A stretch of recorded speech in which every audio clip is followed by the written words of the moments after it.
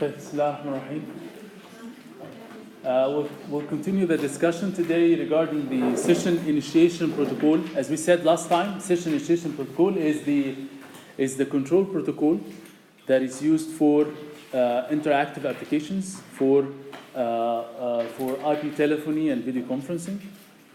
As we said before, SEP is very much agnostic to whatever transport layer protocol that we use, whether we use RTP, UDP, TCP. It works with any transport layer protocol. So the services that SEP provides, it's used to set up the call between both parties, and for that we can use any identification for the other person that we're trying to call, whether this identification is an email address or maybe just a first name and last name. And it maps whatever identifier we use to an IP address to start the actual conversation end to end. So basically, it uses whatever identifier, and then we can negotiate on the type of media and the encoder we use for such media. Like, for example, for audio, we can use PCM, normal PCM, which is uncompressed audio, or we can use GSM, or we can use MP3, or we can use any encoding method. So that gets negotiated between both parties during the call establishment. So based on that, the SEP maps the identification of that user, for example, the email, like in the case of Skype or Messenger or something like this. It maps this identifier to an IP address that we can use to communicate end to end without involve. So this IP address, as we will see, either we know the IP address so we can use it directly as an identifier, or if we don't know the IP address, then we can ask for that IP address from a server or something, and once we get that IP address, then we can run the call end to end and without involving or without engaging the server, as we will see in a minute. So first, call establishment. During the call establishment, we can negotiate the media type, the encoding method, and so on. And then during the call itself, we can do some call management, in which case we can add a new medium, we can add another type of medium, we can remove one of the medium that are already there, or we can change the encoding on the fly during the call, or we can invite others in case of a conference, if we have a three-way conference, so which is what typically happens, like for example for Skype. So we can have a chat one-to-one, and then we can invite others to join, which makes it like a three-way conference or something. And at the end, you can terminate the call, which means that you have to remove all the medium and terminate the entire call. So there are two possible scenarios that SEP, well, there are multiple scenarios, but two common scenarios that we will talk about that SEP actually uses. So imagine if we have a scenario where Alice wants to call Bob.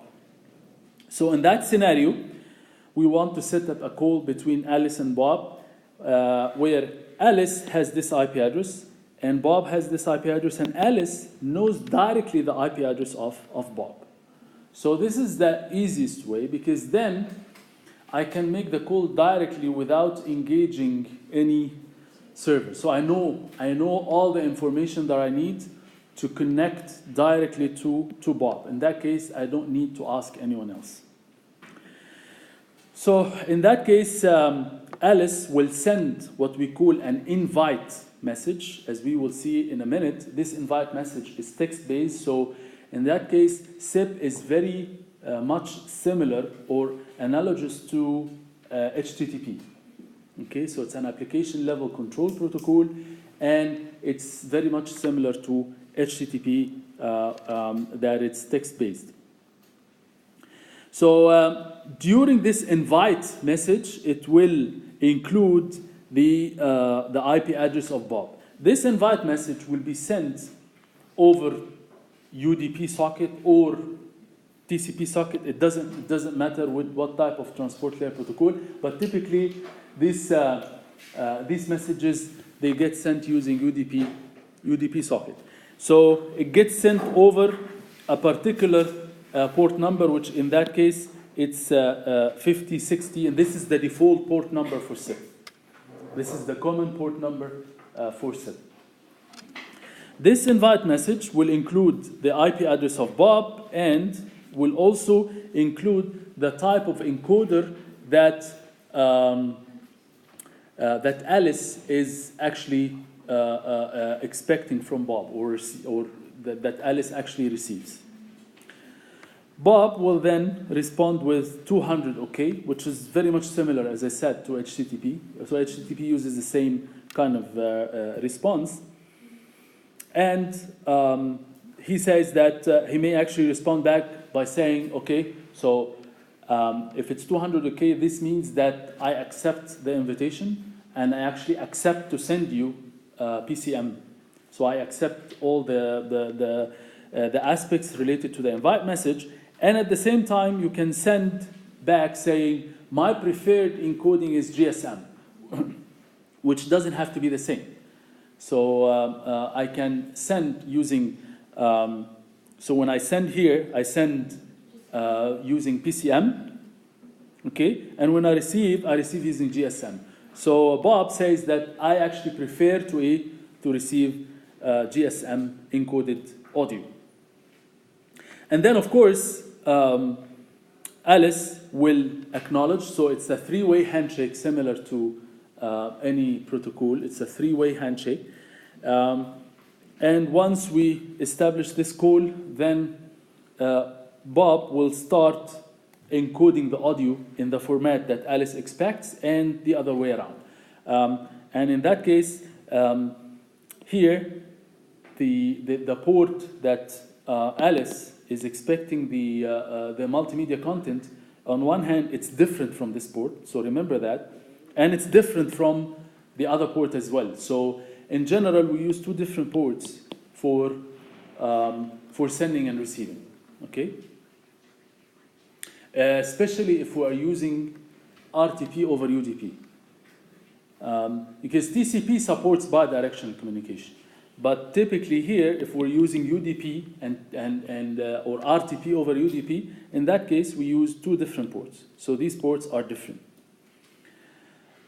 And the conversation in that case happens simultaneously, right? So just the fact that we see the audio content going from this direction to this direction and from this direction to this direction, it doesn't mean that chronologically they come in a consecutive time periods. These two streams, they can go concurrently, okay? Which means that you have to be able to send and receive at the same time, similar to the assignment that we have done before. So you have to be able to send and receive at the same time. So those two, in general, are concurrent, which really makes sense, because when we talk, we should be able to talk and at the same time listen at the same time. So, so this is a type of asynchronous communication. We don't have specific time slots where we have the communication happens from one side to another. Okay, so that's the typical, yani, default path for SIP. Okay, so any question for this first? So this is how the invitation message looks like. So I want to invite Bob at this IP address. Okay, so that I know the IP address explicitly for Bob, because in the second scenario we will talk about we don't know the IP address, in which case we need to engage some other SEP servers to get the IP address. And then this is the input, which means that I'm informing Bob of my IP address because I want Bob to respond back to me. And I'm describing the median. So those two lines are described using a protocol called Session Description Protocol, which is part of SIP. Session Description Protocol describes the session content. Okay, so the session content includes, in that case, only one stream, which is audio, and this audio stream will be received on this port. Okay, and this audio stream will use RTP over UDP, of course. And 0 here is the encoder type. So the 0 here is the encoder type to refer to PCM, okay? Because here, as you can see, Bob will receive also audio on this port. So the port is different and uses the same transport layer protocol, and the encoder is different. So 0 here refers to PCM, and 3 here refers to GSM. Okay? Okay? Any questions? So that's basically the happy path. So the codec negotiation. So during the connection establishment now, what if Bob does not have this encoder, or does not accept to encode the audio using this particular encoder for any reason? Okay, so in that case, Bob should not answer with 200 OK. So if I don't accept any parts of the invite message, I should actually send an error code other than the 200. 200 seems like it indicates that everything is fine. So I should send another error code. In that case, the error code is 606 to indicate that there is unacceptable part of the message, and in that case, the unacceptable part is the encoder type. So in that case, Bob is rejecting the call because of something, and we have to allow Alice to send another invite message with a different setting. So for this invite message, Alice could actually define another encoder like GSM and as part of this reply as well, Bob can actually reply with the set of encoding types that it accepts. Okay, which will allow Alice to select one of these encoding types to send another invite message to Bob. This error message or this error code can change to anything. So I could be busy, I don't want to accept calls at this time, or I accept calls, but there is some payment associated, something like this. So depending on the error code, we can indicate to Alice that there is a specific reason why I'm not accepting this call. Okay? Apart from this, the media itself can be sent over any type of protocol, as we said, whether RTP or any other protocol, it doesn't matter. Okay? So in that example here, if Alice does not know the IP address of Bob, so in that case, Alice will send this invite message that will have to go through a SEP server first before it goes to Bob, as we will see on the graph. So the SEP call, it gets actually routed to the this domain first, and in this domain we should have a SEP server, which is in a way similar, if you remember, to the email architecture. If you remember the email architecture, so I want to reach to a person with a specific email address, okay? But in that case, it's SEP, which means that I don't want to send or receive emails. I want to initiate an interactive voice chat. So, but it's the same in the sense that this invite message will go to a server on this domain, a SIP server on this domain, and then this domain will ask itself whether I have the IP address of Bob and whether Bob actually exists on this server or not. If not, then this server might actually send to another SIP server, similar exactly to what we used to do for emails. Okay? So in that case, this invite message will be routed through one or more SIP servers, as we will see. Okay, as we said, this part of the message, so this is like the header of the message. This part of the message describes the content of the session, okay? And in that case, we have one stream, which should be sent on. So this part of the message is actually described using an amendment of the SIP protocol. It's called SDP, or Session Description Protocol, okay? Which is part of SIP. So, so in that case, Alice has to specify a via IP address, which is like a proxy. So I want to send this invitation via a proxy. And this proxy is another server, another SIP server, that should get this invitation and analyze it and tries to find the IP address of Bob. Okay? So we will see that on the graph in a minute. So,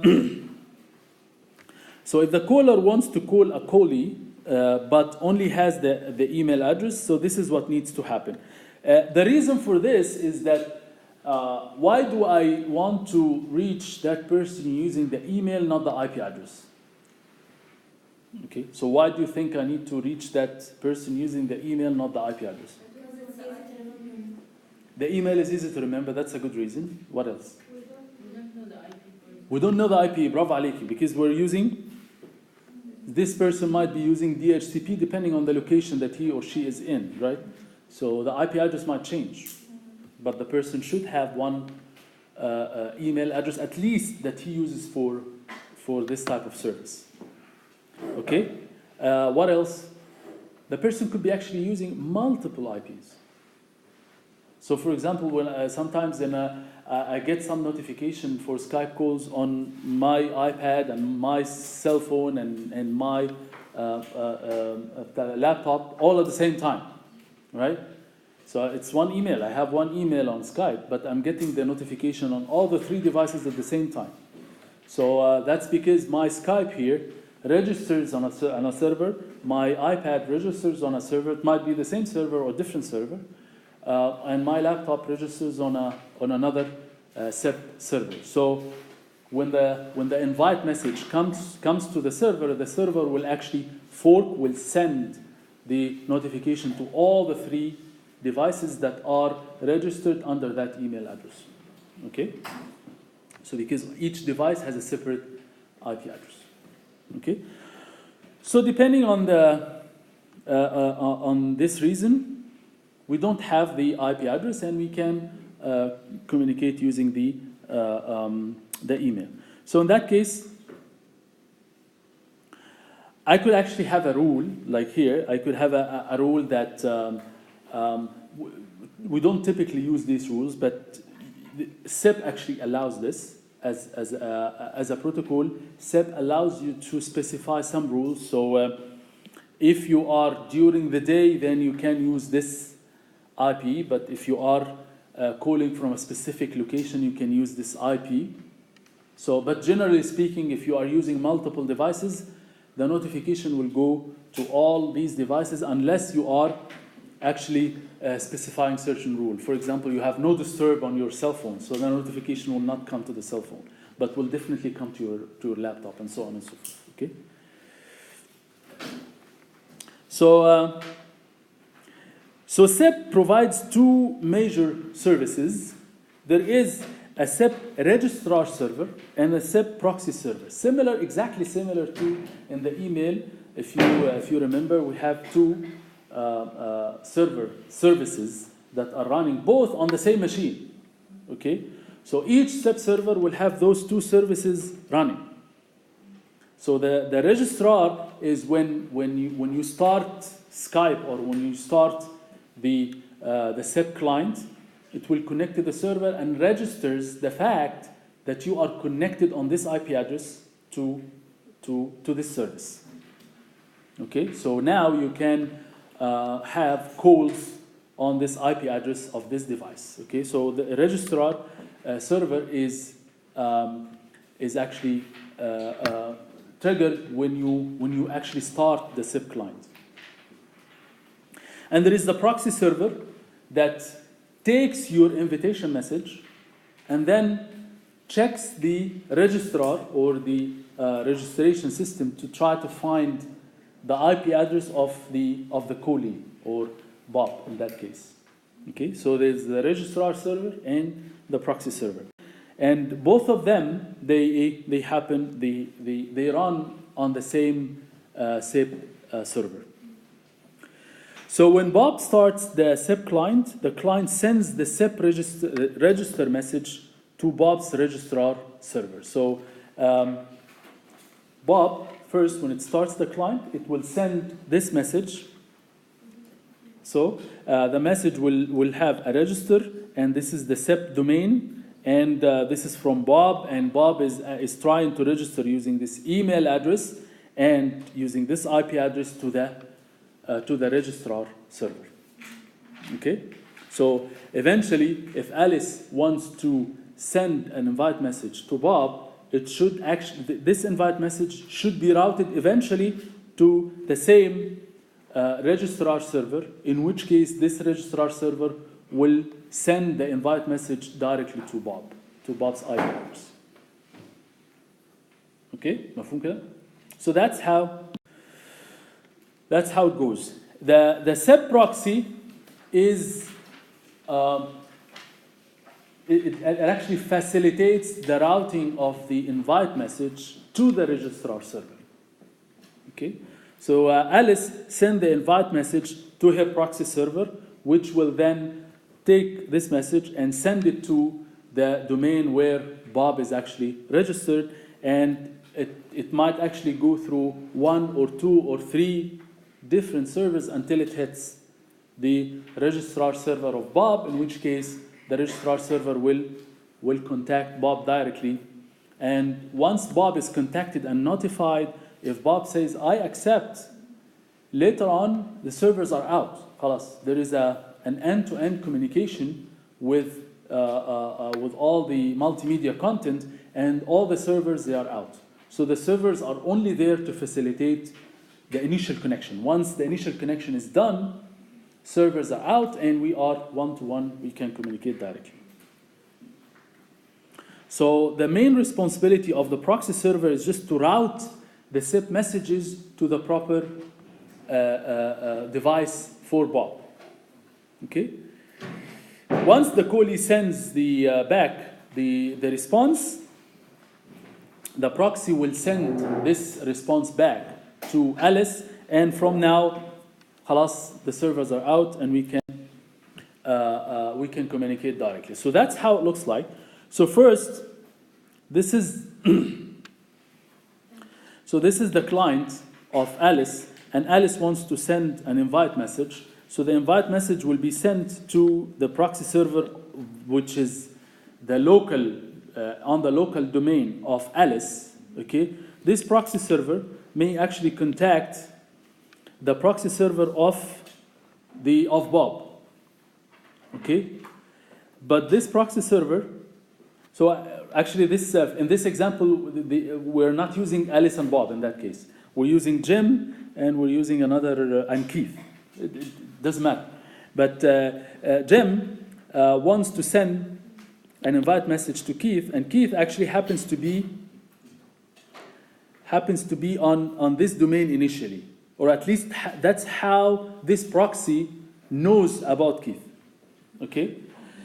This scenario here shows the fact that we can actually we can route the invite message through more than even 2 proxy SIP servers. So the call first goes from the client to the proxy server on the domain of Jim in that case, and then after the proxy server tries to contact the main domain that it thinks that Keith is on. This domain has a redirection of Keith's domain, because Keith happens to be away from that server, he moved from one location to another, for example.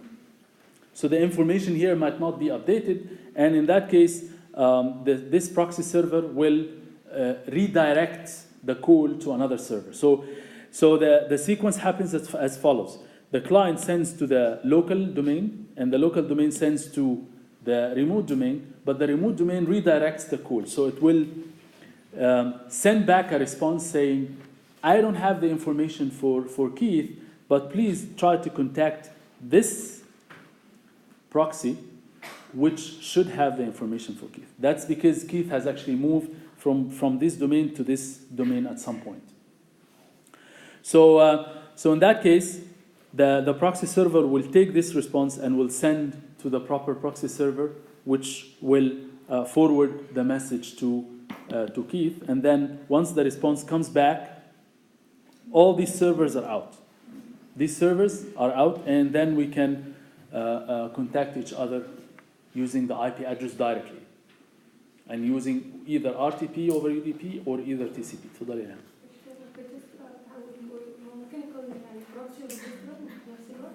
Yeah, man. As I said, the proxy and the registrar, both they run as services on the same machine. Here it's called registrar because this is where Keith should register, okay, when it starts. Okay, so the proxy server wants to reach to this registrar service that has the IP address of Keith. Okay, Keith will use this as a proxy if it wants to initiate a call to Jim or to any other person. Okay, so the proxy is the one that's responsible for routing the invite message. The registrar is the service that handles or registers the IP addresses of the devices of all people on this domain. Okay, which is exactly similar to the email architecture, if you remember. Yeah. Okay. تفضل. شلون الدومين بيعرف إنه مثلاً يعني غير الدومين to that one?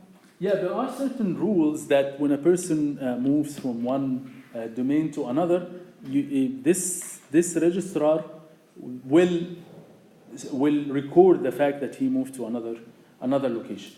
But if it doesn't know, then I actually respond back with a failure, and I don't have the information, and that's it. And it's up to you to try to find it out. But it happens when you actually connect using URL on any website, that it redirects you to another website, right? So how does it know? The web server moves from one location to another, and it records the fact that it moved to that location on the old location. And this redirection gets set up for a duration of time, and then this redirection disappears. Okay?